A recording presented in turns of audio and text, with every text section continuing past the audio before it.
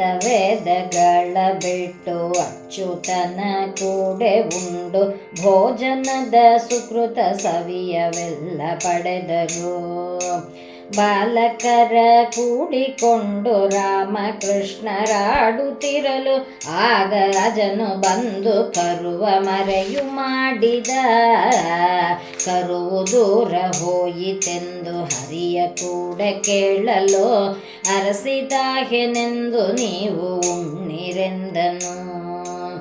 ಇತ್ತ ಗೋಪಾಲರಿಲ್ಲ, ಅತ್ತ ಕರು ಕಾಣಲಿಲ್ಲ, ಮತ್ಸ ಒಂದು ಉಳಿಯಿತೆಂಬ ತೆರದಲ್ಲಿದ್ದರೂ ಅರಸಿತುರು ಕಾಣದೆ ಅಜನ ಮಾಯವೆಂದರಿದು ಕರುವು ಕೊಂಬ ಕೊಳಲ ಗೋಪಾಲರಾದರು.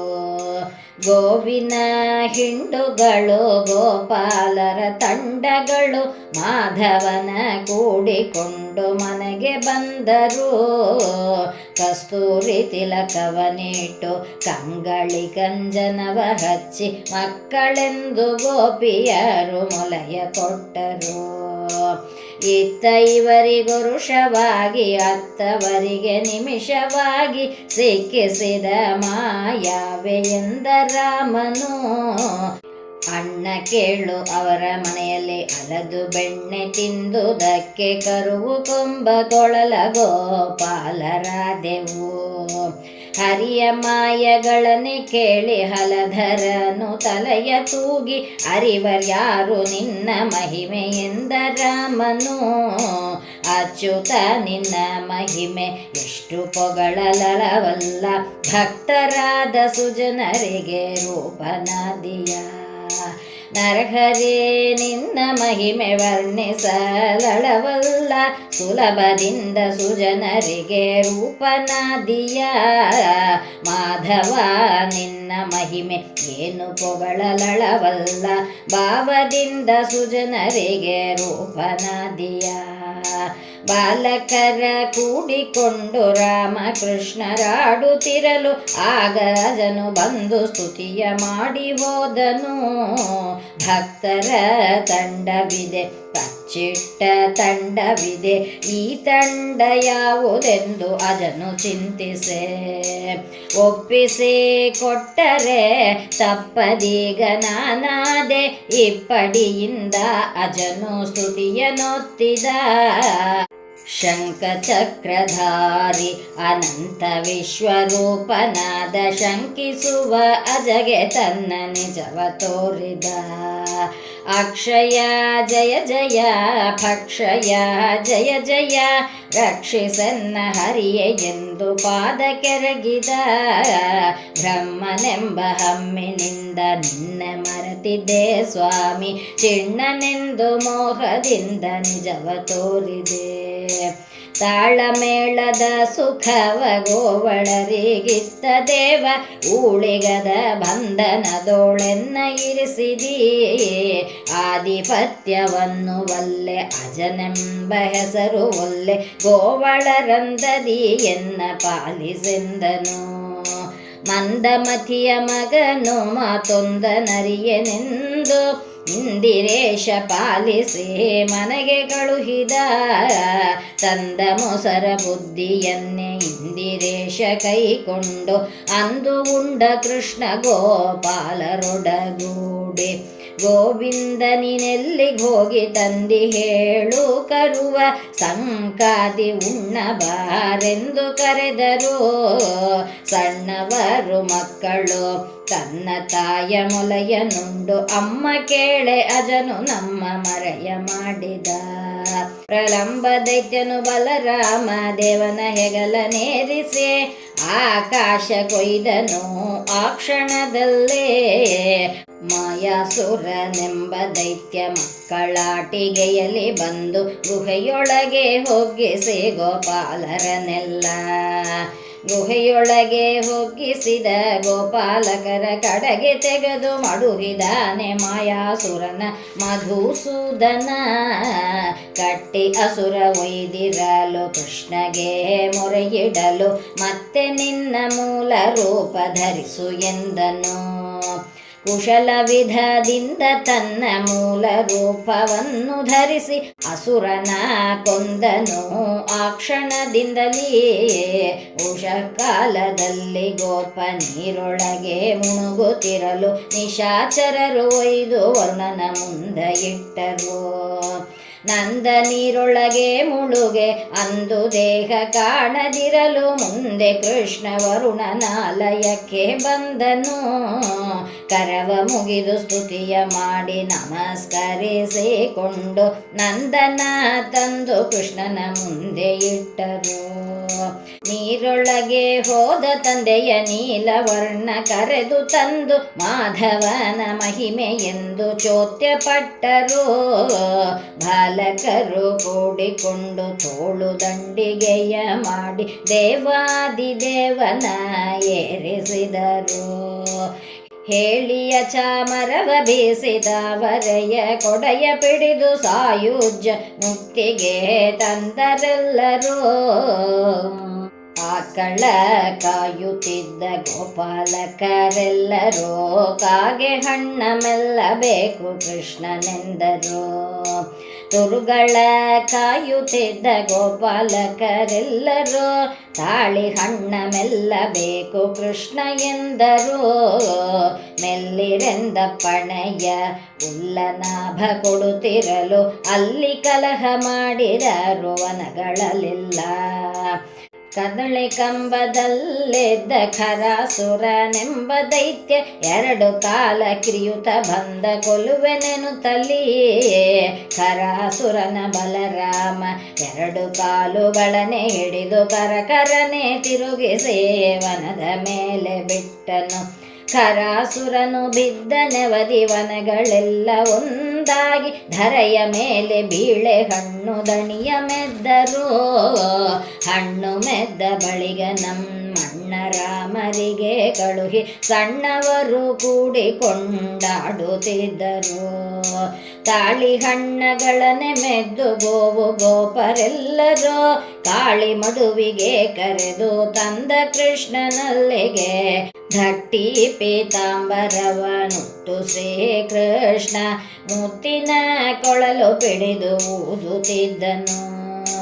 ಆಲೈಸಿ ಕೇಳಿದುವು ಗೋವು ಗೋಪರೆಲ್ಲರೂ ಬೇಗದಿಂದ ಕೃಷ್ಣನ ಬಳಿಗೆ ಬರುತ್ತಲಿದ್ದರು.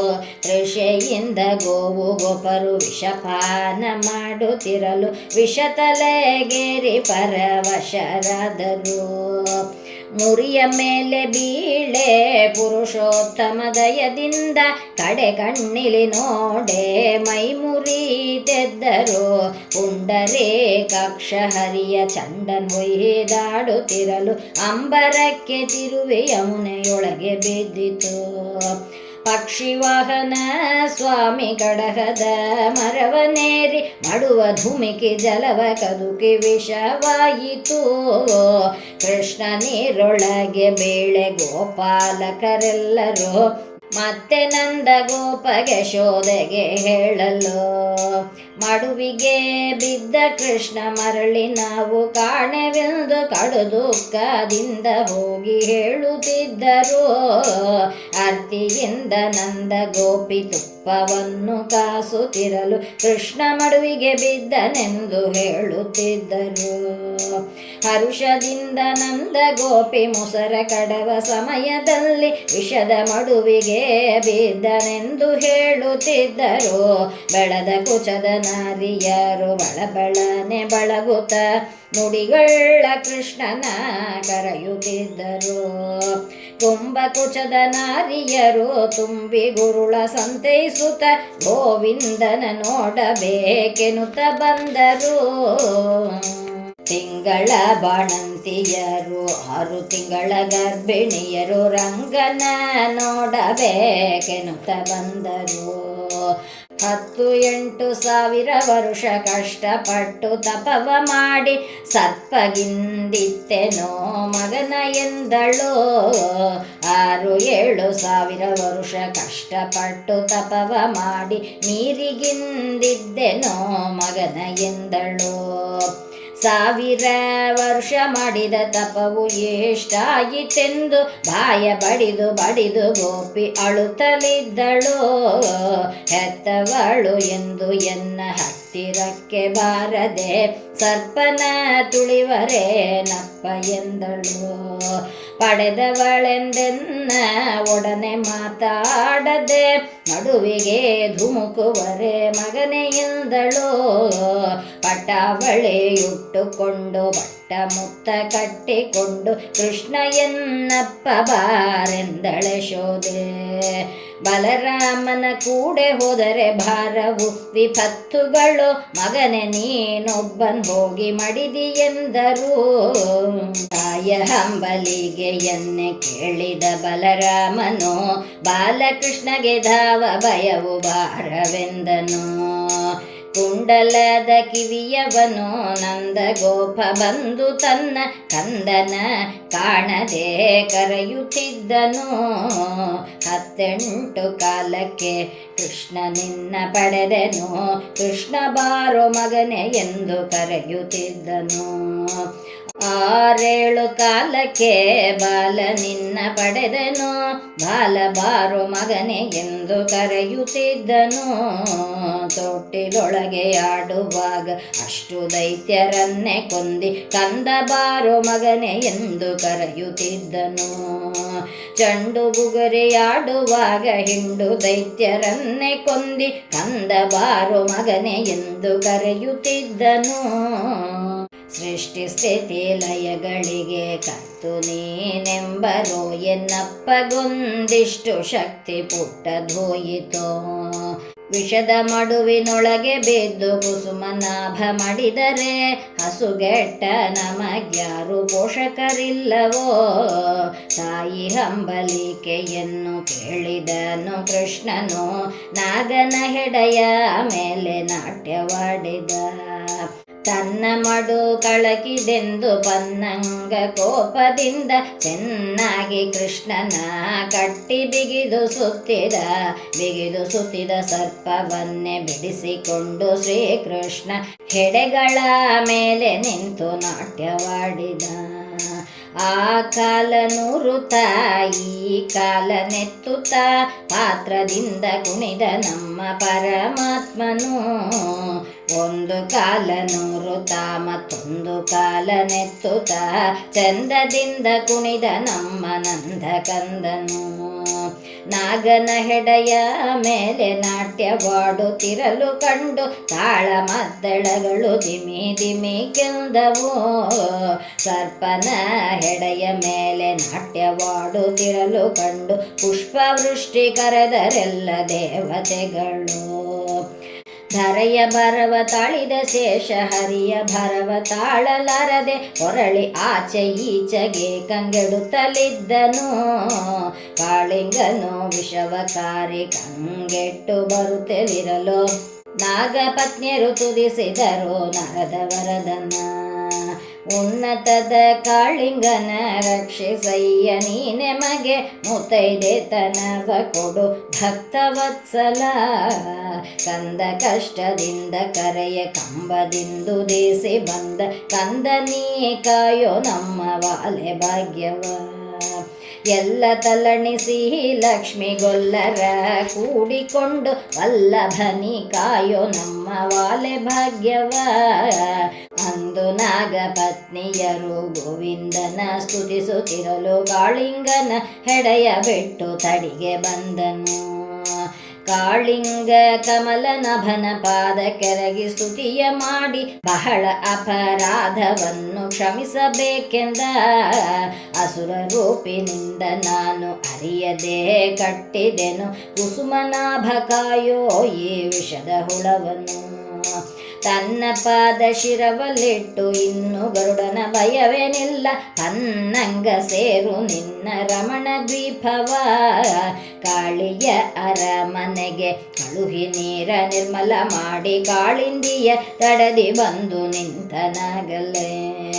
ವಾರಿಧಿಯಲ್ಲಿ ಆಡಿದವಗೆ ನೀರಗಂಡ ತಪ್ಪಿತೆಂದು ಆರತಿಯ ತಂದು ನಿವಾಳಿಸಿದರು.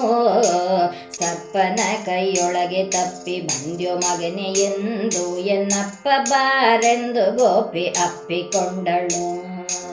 ಕಿಚ್ಚಿನ ರೂಪಿನಿಂದ ಬಂದು ಸುತ್ತ ಪರಿಸ್ತರಣೆ ಹಾಕಿ ಹತ್ತಿರ ಲಗ್ನಿ ಸುಡುತ್ತಿರಲು ಕಂಡನು. ಎಲ್ಲರೂ ತಲ್ಲಣಿಸಿ ಗೊಲ್ಲರ ಕೂಡಿಕೊಂಡು ವಲ್ಲಭನಿ ಕಾಯೋ ಎಂದು ಮೊರೆಯ ಹೊಕ್ಕರು. ಬೆದರಿದ ಗೋಪಾಲಕರಿಗೆ ಮುಚ್ಚಿ ನಿಮ್ಮ ಕಂಗಳೆಂದು ಕಿಚ್ಚನೆಲ್ಲ ನುಂಗಿದನು ಅಚ್ಯುತನಾಗ. ಅಂಗಿರಸನ ಶಾಪದಿಂದ ಗಂಧರ್ವ ಅಜಕರನಾಗಿ ನಂದ ಗೋಪನವನದೊಳಗೆ ಬಂದು ಬೀಳಲು. ಮುದ್ದು ಕೃಷ್ಣನ ಪಾದಗಳಿಗೆ ಬಿದ್ದ ಭಕ್ತ ರೂಪಿನಿಂದ ಅಲ್ಲಿದ್ದನೆ ದುಷ್ಟನೆಂದು ನೋಡುತ್ತಿದ್ದರು. ತುಪ್ಪ ಅನ್ನವನ್ನೇ ಉಂಡು ಮಕ್ಕಳೊಡನೆ ಆಡದೆ ಸರ್ಪನ ತುಳಿವರೆ ಎನ್ನಪ್ಪನೆಂದಳು.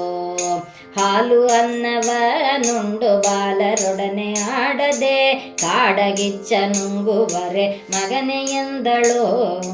ಅತ್ತಗಿತ್ತಲ್ ಹೋಗದೆ ಎನ್ ಹತ್ತಿರ ಇರು ನೀನೆಂದೇ ಕತ್ತಲಾಗದೆ ಮುನ್ನ ಮನೆಗೆ ಬರುವುದೆಂದಳು. ನಂದಗೋಪ ಕೃಷ್ಣನಿಗೆ ಅಂದು ಬುದ್ಧಿ ಹೇಳುತ್ತಿರಲು ಸಂದೇಹ ಬಿಡಿಸುವೆನೆಂದು ಬಂದ ನಾರದ.